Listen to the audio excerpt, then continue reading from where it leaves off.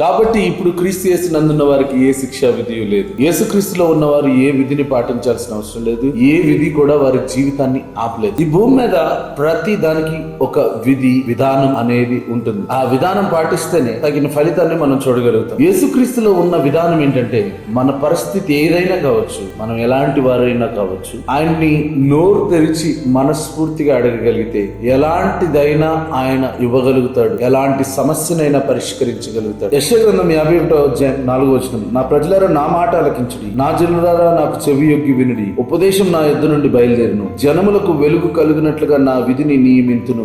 Success అవ్వడానికి secret ఏంటో అని చెప్పేసి ఎవరెవరో జీవితాలు చూస్తాం, వాళ్ళ మాటలు వింటాం, వాళ్ళు ఫాలో అవడానికి ట్రై చేస్తాం, కానీ ఏ రోజు కూడా సక్సెస్ అవ్వలేం. ఎందుకంటే ప్రతి మనిషికి ప్రత్యేకమైన సక్సెస్ ని దేవుడు ఏర్పాటు చేశాడు. కాబట్టి ఇంకోళ్ళని ఫాలో అవడం వల్ల మనం సక్సెస్ చూడలేం. మన జీవితానికి ఒక ప్రత్యేకమైన విధి విధానం దేవుడు ఏర్పాటు చేసి, ప్రతి మనిషి యొక్క ఫింగర్ ప్రింట్ వేరువేరుగా ఉంటాయి. ప్రతి మనిషి హార్ట్ బీట్ డిఫరెంట్ గా ఉంటాయి. మన జీవితంలో ప్రతిది కూడా దేవుడు యూనిక్ గా చేస్తాడు. అందుకని దేవుడు ఏమంటాడంటే, నా మాట వినుడి, మనుషుల మాట వినాల్సిన అవసరం లేదు. కొన్నిసార్లు మనల్ని బలహీనపరచడానికి మన చుట్టుపక్కల ఉన్న వాళ్ళు మనం ఎందుకు పనికిరామనో, లేకపోతే మనం బలహీనులమనో, మన బలహీనతల్ని ఎత్తి చూపించి పడేయడానికి ప్రయత్నిస్తూ ఉంటారు. ఎవరి మాట పట్టించుకోవాల్సిన అవసరం లేదు. ఎందుకంటే వారు మనల్ని చేయలేదు. మనల్ని చేసిన సృష్టికర్త మనల్ని చేసినప్పుడు మంచి వారిగానే చేశాడు. దేవుడు ఎప్పుడు తప్పు చేయడు. దేవుడే మనల్ని చేసింది కాబట్టి దేవుడు ఎప్పుడు తప్పు చేయడు. కాబట్టి మనము కూడా ఒక అద్భుతమైన సృష్టిలో భాగమై ఉన్నాం. కాబట్టి దేవుని యొక్క మాట వినేవారిగా ఉన్నాం. ఇంకోటి,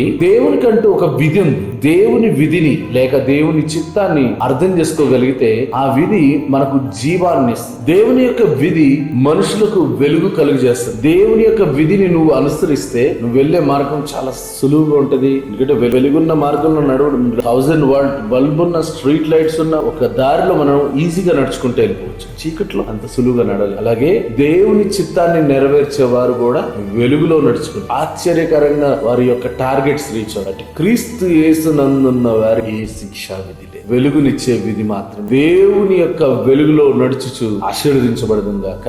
God bless you. Praise the lord.